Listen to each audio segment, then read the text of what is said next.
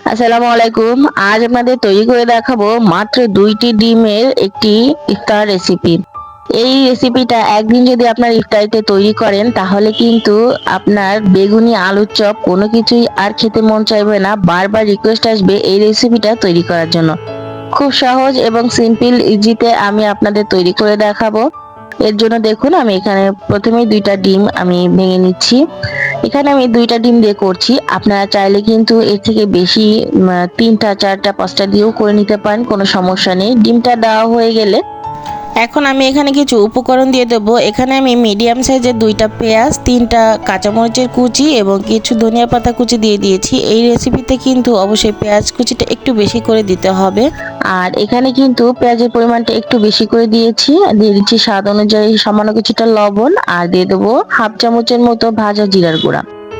এখানে অবশ্যই ভাজা জিরার গুঁড়াটা ব্যবহার করবেন, তাহলে কিন্তু খুব সুন্দর একটা স্মেল পাবেন।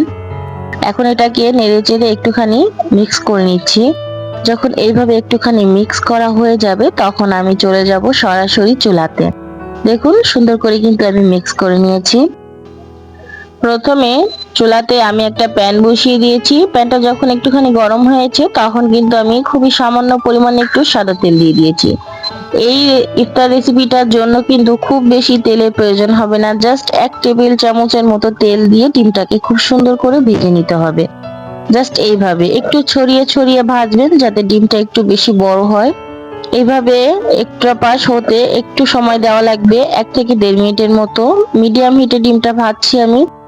যখন এইভাবে একটু ভাজা হয়ে যাবে তখন ডিমের একটা পাশ একটু উপর দিকে উঠে ফোল্ডের মতো করে দিব। জাস্ট এইভাবে আমি আপনাদের দেখিয়ে দিচ্ছি। এইভাবে করে উল্টে দিয়ে আমি পুরো ডিমটাকে এখন উল্টে দিব। এটা কিন্তু বোঝানোর কিছু নেই, জাস্ট দেখেই কিন্তু আপনারা বুঝতে পারবেন। যেসব রাঁধুনি আপুরা আছে তাদের কিন্তু এত বোঝানো লাগে না, তারা দেখা মাত্রই কিন্তু এগুলো বুঝে যায়। যখন এভাবে ফোল্ড করে আমি উল্টে দিব সঙ্গে সঙ্গে কিন্তু আমি মাঝখান থেকে ডিমগুলোকে একদম ফিঙ্গারের মতো পিস করে নিয়েছি, অনেকটা ফ্রেঞ্চ ফ্রাইয়ের মতো আমি এখানে পিস করে নিয়েছি। এখন এটা ঠান্ডা হতে থাকুক। এখন আমি দেখুন পাশে আমি আরো একটা পাত্র নিয়ে নিয়েছি। এখন দিয়ে দেবো 1 কাপ ময়দা। আপনাদের হাতের কাছে যদি ময়দা না থাকে সেক্ষেত্রে আপনারা কিন্তু আটা দিয়েও কাজটা করে নিতে পারেন। এর সঙ্গে দিয়ে দেবো 1/3 কাপ আমি কর্নফ্লাওয়ার। কর্নফ্লাওয়ারের পরিবর্তে আপনারা চালের গুঁড়াও দিতে পারেন। দিয়ে দেবো স্বাদ অনুযায়ী সামান্য কিছুটা লবণ, সামান্য একটু হলুদের গুঁড়া, 1 চামচ লাল মরিচের গুঁড়া। আপনাদের হাতের কাছে যদি লাল মরিচের গুঁড়া না থাকে সেক্ষেত্রে চিলি ফ্লেক্সও দিতে পারেন। এখন এটাকে ভালো করে মিক্স করে আমি নর্মাল যে পানিটা আছে ওই পানিটা দিয়ে একটা ব্যাটার তৈরি করে নিব। ব্যাটারটা ঠিক একটু পাতলাও না একদম মোটাও না, একটু মিডিয়াম মতো হবে। খুব বেশি পাতলা করা যাবে না, মিডিয়ামের মতো একটা মানে মোটা ব্যাটার করে নিতে হবে, খুব বেশি মোটা না, জাস্ট একটু ভারী। এইরকম আপনারা স্ক্রিনে যেমনটা দেখতে পাচ্ছেন ঠিক এই রকম একটা ঘনত্বর ব্যাটার আমি তৈরি করে নেব। এই পর্যায়ে যারা যারা আমার ভিডিওটি দেখছেন অবশ্যই একটি লাইক করে দিবেন। আপনারা অনেকে আছেন লাইক করতে ভুলে যান, অবশ্যই একটি লাইক করে দিবেন। আপনাদের একটি লাইকের মাধ্যমে কিন্তু আমার ভিডিওটি অনেকের কাছে পৌঁছাবে। এই যে যখন ব্যাটারটা এইভাবে তৈরি করা হয়ে যাবে তখন আমি এখানে দিয়ে দেবো কিছুটা ধনিয়া পাতা। ধনিয়া পাতা দিয়েও আমি এখানে আবার একটু মিক্স করে নিচ্ছি। এটা মিক্স হতে হতে আমার এখানে ডিমটা কিন্তু ঠান্ডা হয়ে গেছে। এখন চুলায় চলে যাব। চুলায় আমি দেখুন প্যান বসিয়ে পর্যাপ্ত পরিমাণে তেল দিয়ে দিয়েছি।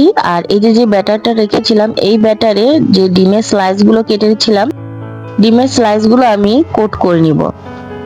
এই যে দেখুন 2টা পাশ ভালো করে কোট করে তেলের উপরে দিয়ে দিচ্ছি। খুব সহজেই কিন্তু নাস্তাটা তৈরি করে নিতে পারবেন। জাস্ট 10 মিনিটের মধ্যেই কিন্তু আপনার ফুল রাস্তাটা তৈরি হয়ে যাবে।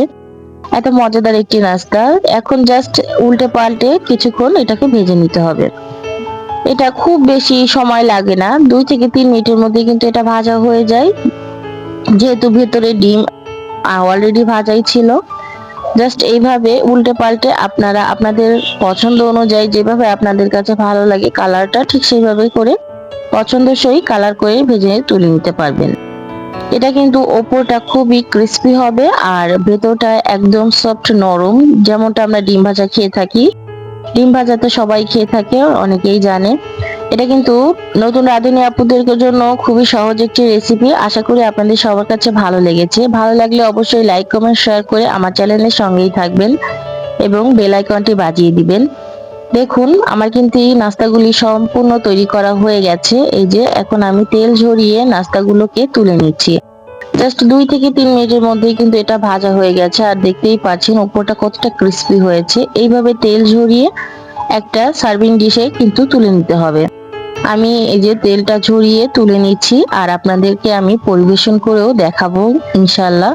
দেখুন আমার কিন্তু নাস্তাগুলো তৈরি করা হয়ে গেছে, বাদ বাকিগুলো আমি তৈরি করে দেখুন সার্ভ করে দিয়েছি। দেখতে আলহামদুলিল্লাহ কতটা লোভনীয় হয়েছে। আশা করি ভালো লেগেছে। সবাই ভালো থাকবেন, সুস্থ থাকবেন। আসসালামু আলাইকুম।